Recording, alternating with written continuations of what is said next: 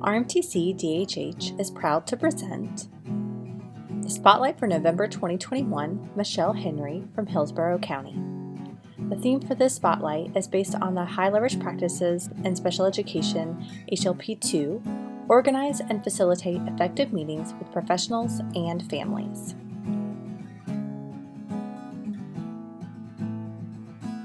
Welcome to our November 2021 Spotlight. We are spotlighting Michelle Henry from Hillsborough County. So Michelle, go ahead and introduce yourself. Okay, I am Michelle Henry, and I'm the coordinator for the Deaf and Hard of Hearing program in Hillsborough County. We have close to 700 students with hearing loss in our district, so we are a very large district, I think the largest in Florida as far as having DHH kids. And this is my 20th year as a teacher of the deaf in Hillsborough County. So yeah, I'm excited to talk about all the great stuff that we're doing here in Hillsborough. Awesome. Thank you so much for being here, Michelle. We're excited to have you here. So we're going to just jump right into our first question. So how do you facilitate effective meetings with professionals and families? Like, what tools do you use? So it's funny because this year at our first DHH program-wide, all of our DHH teachers get together quarterly. At our meeting this year, we did an overview of the facilitated IEP. And so we didn't do the full in-depth training. However, we gave them kind of what you're asking, the most important tools that you can pull from the facilitated IEP. And I've really been pushing and encouraging our teachers to use those. And what we have found to be the most effective for us is always starting your meeting with introducing yourself, but not just who you are, but what your role is in the meeting. So I'm here as the coordinator of the program, but my role in the meeting is to answer any questions related to hearing loss or the DHH program. And it gives the parent a little bit more than just your name and your title per se. And it gives them the opportunity to say, I'm here as the advocate for my son or daughter. And sometimes we have to help talk them through their role to kind of boost their confidence and explain how important they are as a part of the meeting.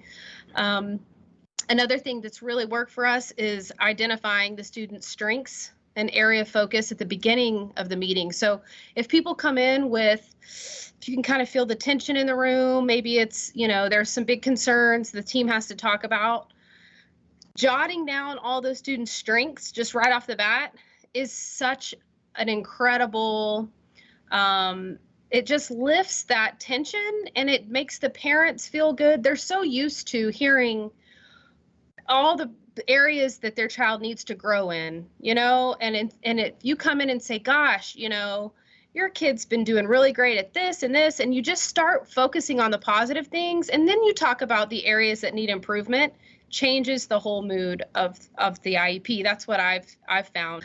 I think the charting, as you identify things that need to be done throughout the meeting, charting who's going to be responsible for those things, writing those things out, and then putting, this is who is going to be responsible for this, and we'll report back to you. That's really helpful, I think, for all the team members. I think everybody gets their phone out at the end and takes a picture. That's another tool that I think should be used every meeting. So depending on the type of meeting and the circumstances, maybe the full facilitation needs to happen, or maybe you just use those 3 or 4 tools that really help it run a little bit more smoothly, I think. Beautiful. I love it. So how do you ensure all members of a student's educational team are equal and effective members of the IEP team, especially parents? Well, honestly, I feel like that rapport, the building of rapport has to happen before the meeting.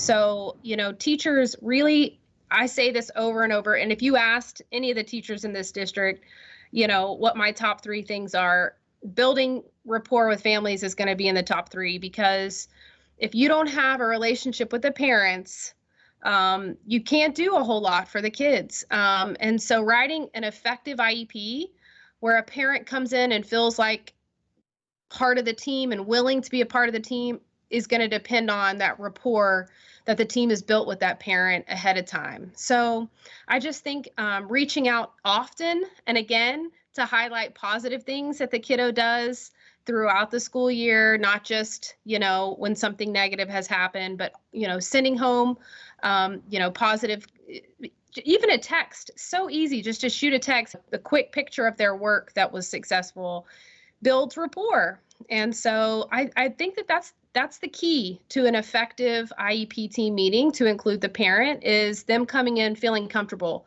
Love it. Yeah, I love even sharing just positive things in a text. I love how you said that. You put all those deposits, those positive deposits in the bank. So then when you have to make a negative withdrawal, you've built up some positive things to kind of be that barrier. So trust bank, right? Kind of like trust battery. Yeah, absolutely. So describe a time for me when a meeting led to a positive impact for an individual student. I sat in a IEP meeting recently with a student who has been in Access Points classes. However, the IEP team really felt like the student could be in the gen ed. And so we worked really hard as an IEP team to put the right supports in place to try and put this kiddo back into mainstream classes. And the child himself was a part of the meeting and described, his fears about going into the mainstream and why he felt more comfortable in access classes, but he wanted to be with his DHH friends in the mainstream. I mean, he himself felt comfortable, which showed that his rapport with the team members, and the parent was an active participant in her desire for him to be in the gen ed. We've tried to put everything in place that we possibly can for him to be successful. So I think the collaboration and the rapport was just a lot of positive in the meeting. I mean, we did focus on, some of the other things that are really going to have to be, that are going to be a challenge, but it was just such a great meeting, because everyone was on board and the parent trusted the team. So it was good. That's fantastic. Can you share a little more about family events that you have within your district? And do you have any suggestions on how to plan those kind of events in a district that might want to set those kind of events up? So here in Hillsboro in the fall, we have a couple of events. Our kids get really excited about our winter program we do at Brandon High School every year. So we bus all of our kids in from all of our cluster sites, and we include the resource or the itinerant kids. We invite them as well if they want to come, and all of the classes, all the cluster site kids put on a performance. Some of the kids will do an individual performance. It's almost kind of like a little talent show. And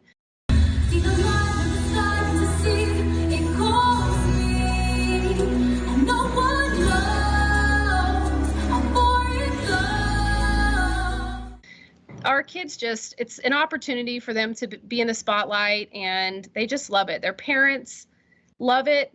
It's a really fun event. So that's coming up beginning of December. And then our parent-infant team, we have 3 parent-infant teachers, and they invite all of our parent-infant birth to 5 families to the aquarium, and we have a party, a Christmas party for our birth to 5 families with the support from Sertoma. They help with the funding. So they provide tickets for everybody in the family to attend the event.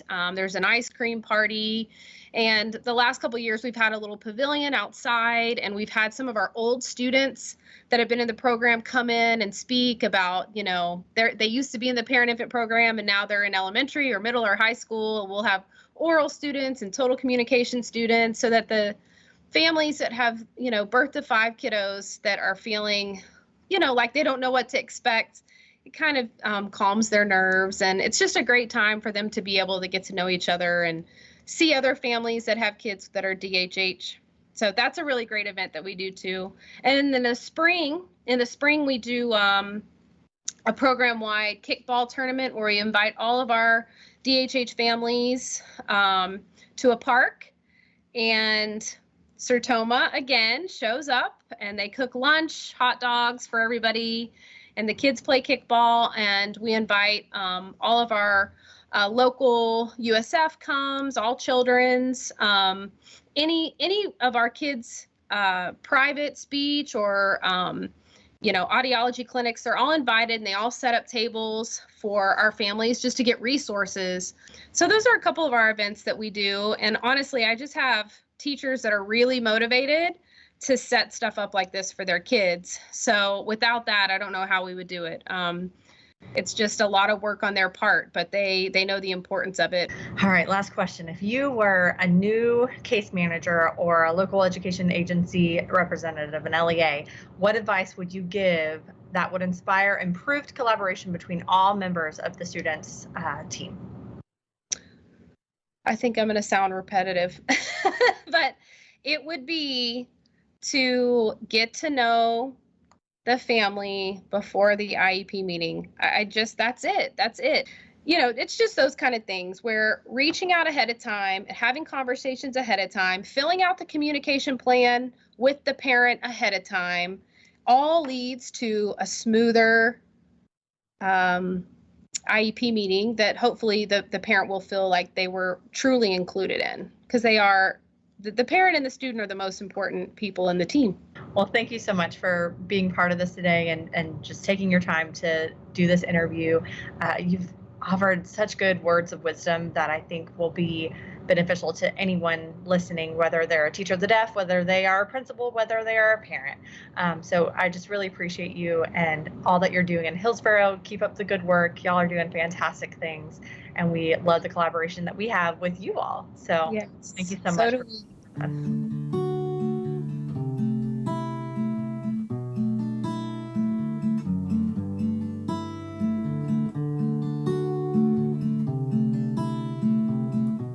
Thank you, Hillsborough County Public Schools.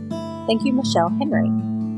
This video is copyrighted by RNTC DHH, music written and performed by Samuel McIntyre.